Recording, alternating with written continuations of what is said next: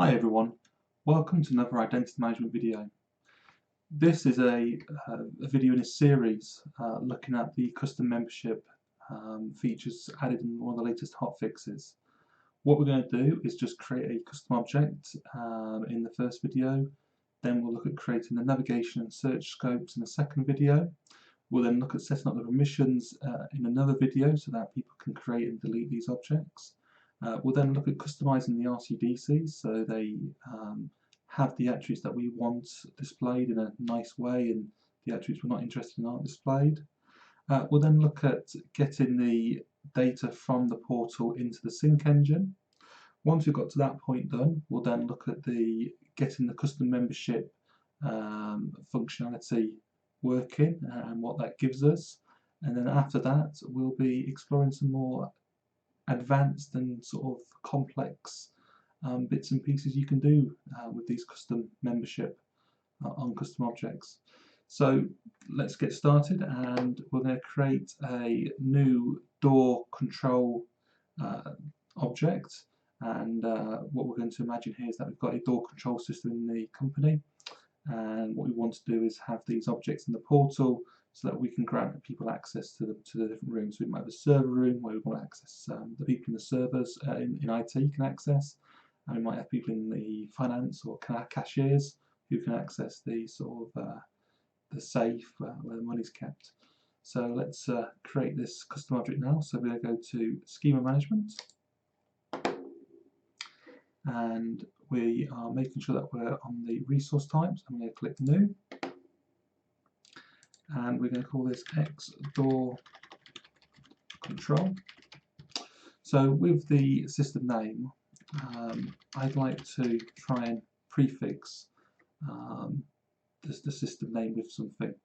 And the reason why I like to prefix it with something is that if for example, Microsoft adds some new objects, resource types to the portal, and I've not prefixed it with something, there could be a clash, and that could make the patching fail or other issues.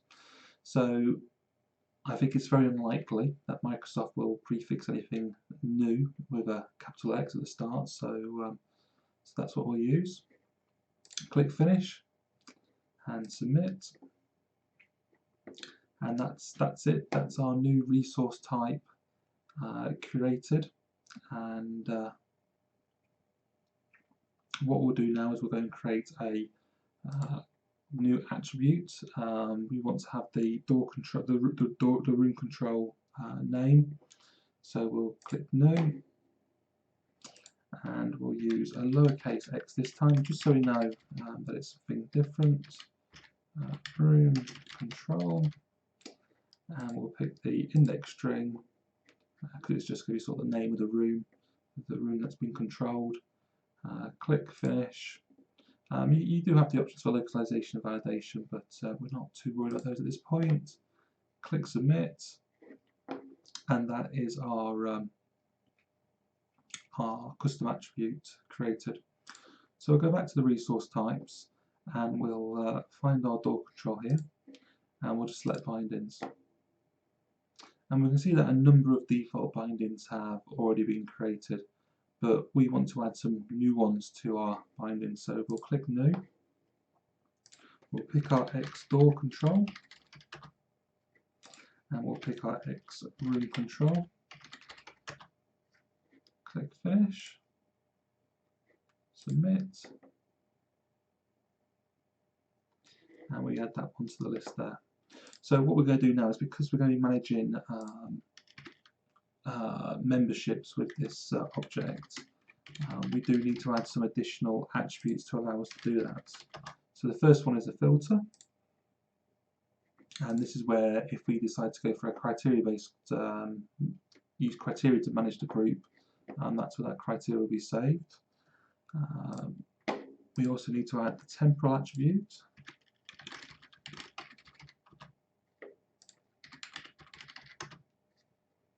And what you can do to save a little bit of time is you can sort of Control C the resource type, and then when we do the next object we can just paste that in.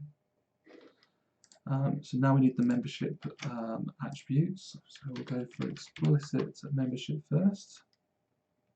and that's called manually manage. So we'll click finish for that one, submit,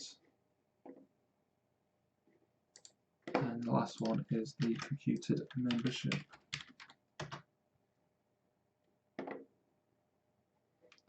Computed member, and we'll click OK, finish, submit. Okay, brilliant. So we can see now that the door control resource type has all these attributes bound to it now. So that's the end of this video. Hopefully it's been useful and interesting for you. In the next video we'll look at creating the search scopes and nav bars for this new object, new resource type we've created. Thank you very much for watching. Any questions or queries, just leave them in the comments below and I'll be happy to answer them. Thank you for watching.